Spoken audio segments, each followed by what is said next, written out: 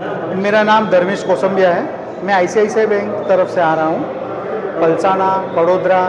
ये एरिया में जो आए दिन बैंकिंग के रिलेटेड जो फ्रॉड होते हैं या कुछ ना कुछ दिक्कतें होती है, किसी को लोन लेने में दिक्कत होती है, वो सब का अवेयरनेस क्रिएट करने के लिए, मीन्स सबको जानकारी के लिए कि भाई बैंक में आने से आपको क्या सहूलियत मिलेगी, बैंक में लोन लेने से आपको क्या क्या फ़ायदे होंगे, वो फ़ायदे और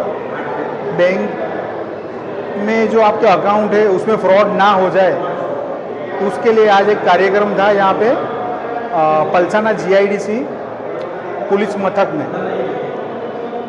आपको आए दिन कई फ्रॉड के मैसेज आते हैं, मोबाइल से फ्रॉड होते हैं, ईमेल एक कॉल आने से या तो फिर मैसेज आने से। तो ये दो चीज़ ही है जिसको आपको ध्यान में रखनी है कि आपके ऊपर कोई मैसेज आता है या कॉल आता है जिसमें आपको ऐसा बोला जाए कि आपको ये पैसा मिल जाएगा, ये करेंगे तो पैसा मिल जाएगा, ये क्लिक करेंगे तो पैसा मिल जाएगा, ऐसा आपको नहीं करना है। ऐसा कुछ भी मैसेज या ऐसा कुछ भी कॉल आता है तो आपको पहले बैंक में जाना है, नहीं तो फिर पुलिस स्टेशन जाना है। तो लगभग सर ये मीटिंग में कौन सा ब्रांच होगा? पलसाना और कड़ोदरा में जितनी भी बैंकें हैं, ये हमारे वराचा कोऑपरेटिव बैंक से है, ये हमारे अखंड आनंद बैंक से है, ये हमारे वराचा कोऑपरेटिव बैंक से है, एसबीआई से है, कैनरा बैंक से है।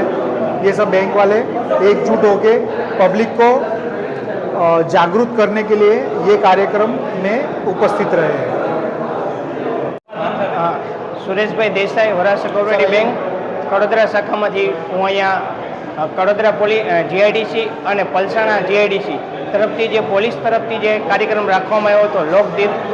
લોક ધિરાણ, લોકો માટે ધિરાણ કઈ રીતે કરવું જોઈએ એની માહિતી આપવામાં આવી, પ્લસ પ્રધાનમંત્રીનો જે વીમા યોજના છે એની પણ માહિતી આપવામાં આવી, વરાછા બેંક કઈ રીતે લોન આપે છે એની પણ, મહિલા વિકાસ લોન, આ બધી માહિતી આપી અને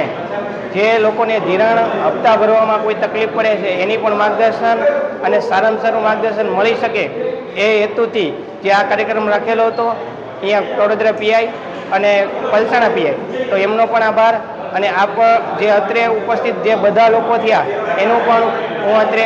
ઉપસ્થિત થયા છે તેઓનો પણ આભાર માનું છું। તેમજ આ પત્રકાર મિત્રો અત્રે જે પધારેલા એનું પણ અને બધી બેંકોના જે સાહેબો આવેલા